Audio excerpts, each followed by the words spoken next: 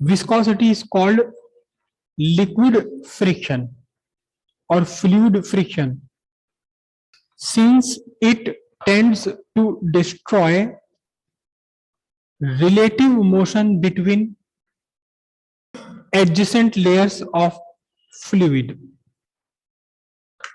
जो solid friction है, solid friction static भी है, काइनेटिक भी है. जब तक स्टैटिक है तब तक तो कोई फ्रिक्शन का मतलब ही नहीं है. विस्कोसिटी में भी जब तक रुका हुआ है लिक्विड लेयर तब तक कोई विस्कोसिटी अफेक्ट नहीं होगी. मतलब विस्कोसिटी अफेक्ट नहीं होगी या विस्कोसिटी का कोई इफेक्ट हमें दिखाई नहीं देगा जब तक लिक्विड रुका हुआ है. तो यहाँ जो सॉलिड में हमारा स्टैटिक फ्रिक्शन होता था, स्टैटिक विस्कोसिटी कुछ नहीं है. इसको स्टैटिक विस्कोसिटी जैसा कुछ भी नहीं है. ये विस्कोसिटी तभी इफेक्टिव है जब लिक्विड की लेयर्स रिलेटिव मोशन में आ जाए. स्टैटिक फ्रिक्शन या इवन काइनेटिक फ्रिक्शन भी, जो सॉलिड का काइनेटिक फ्रिक्शन है, वो एरिया ऑफ कांटेक्ट पे डिपेंड नहीं होता. It depends only on the normal reaction. कितना, अगर एक ईंट आपके पास है, इसको आप ऐसे रख करके चलाएं, ऐसे खड़ा करके चलाएं या ऐसे खड़ा करके चलाएं, आपको उतना ही फोर्स लगाना पड़ेगा हर बार. एरिया पर डिपेंड नहीं है, नॉर्मल रिएक्शन पर डिपेंड है. Solid friction, solid friction normal reaction पर डिपेंड है. ये ईंट का स्ट्रक्चर आपने ऐसे रख दिया, ईंट को फर्श पर रख दिया आपने, खुरदुरे फर्श पर, जितना फोर्स लगाना पड़ेगा अब उतना ही फोर्स लगाना पड़ेगा ऐसे खड़ा करके, उतना ही फोर्स लगाना पड़ेगा ऐसे खड़ा करके. हो सकता है बैलेंस आप ना बना पाए, लेकिन प्रॉपर बैलेंस बना पाए तो तीनों में एक जैसा. क्यों? फिर एरिया तो बदल रहा है, एरिया पे बिल्कुल भी डिपेंड नहीं है फ्रिक्शन. अगर आप ईंट के फेसेस बदल रहे हैं तो आप नॉर्मल रिएक्शन नहीं बदल रहे. नॉर्मल रिएक्शन तो वही रहेगा एम जी, चाहे आप ईंट को ऐसे रख दें, ईंट ऐसे रख दें या ईंट ऐसे रख दें, नॉर्मल रिएक्शन क्या रहेगा? एम जी रहेगा.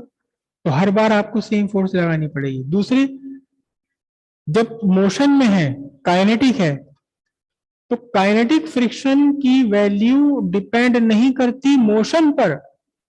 आपने एक बार मोशन में ला दिया, संदूक खींच रहे थे, एक बार आपने मोशन में उसे ला दिया, तो अब चाहे आप हल्का हल्का खींचे या तेजी से खींच रहे, फ्रिक्शन इंक्रीज नहीं होगा. फ्रिक्शन इंक्रीज नहीं होगा. स्टैटिक फ्रिक्शन तो बढ़ता है अप्लाइड फोर्स के साथ साथ लिमिटिंग वैल्यू तक, लेकिन काइनेटिक फ्रिक्शन कोई इंक्रीज नहीं होता वेलोसिटी के साथ में. लेकिन यहां दोनों ही बातें हैं. लिक्विड फ्रिक्शन या फ्लूइड फ्रिक्शन में विस्कोसिटी एरिया पर भी डिपेंड है, कितने एरिया कांटेक्ट में है, और साथ ही साथ आप डिपेंड करता है किस पर? डिपेंड करता है कि वेलोसिटी ग्रेडियंट क्या है. जितना ज्यादा डिफरेंट लेयर्स के बीच में जितनी ज्यादा तेज वेलोसिटी होगी, उतना ही जल्दी एक रोकने की कोशिश करेगा, उतना ही ज्यादा स्ट्रॉन्ग काम करेगा. तो लिक्विड फ्रिक्शन और सॉलिड फ्रिक्शन में डिफरेंस क्या है? देखो, नेचर तो दोनों की एक सी है बिल्कुल. क्या? They tends to destroy relative motion. Nature दोनों की एक सी है, लेकिन इनका बिहेवियर, काम करने का इनका तरीका जो है वो अलग अलग है. सॉलिड फ्रिक्शन ना सरफेस पर डिपेंड करता, और जब ये काइनेटिक फ्रिक्शन की बात करते हैं तो ये वेलोसिटी पर डिपेंड नहीं करता, दोनों बॉडीज एक दूसरे कॉर्ड में कितनी वेलोसिटी है. जबकि लिक्विड का फ्रिक्शन वेलोसिटी पर भी डिपेंड करता है, कितनी वेलोसिटी है, कितना वेलोसिटी का डिफरेंस है दोनों लेयर्स में वेलोसिटी ग्रेडियंट पर, और साथ ही डिपेंड करता है कितना एरिया है, कितना ज्यादा एरिया. समझिएगा, लिख लेते हैं इस पॉइंट को. Viscosity is different from solid friction in a way that viscosity depend upon area of layers in contact.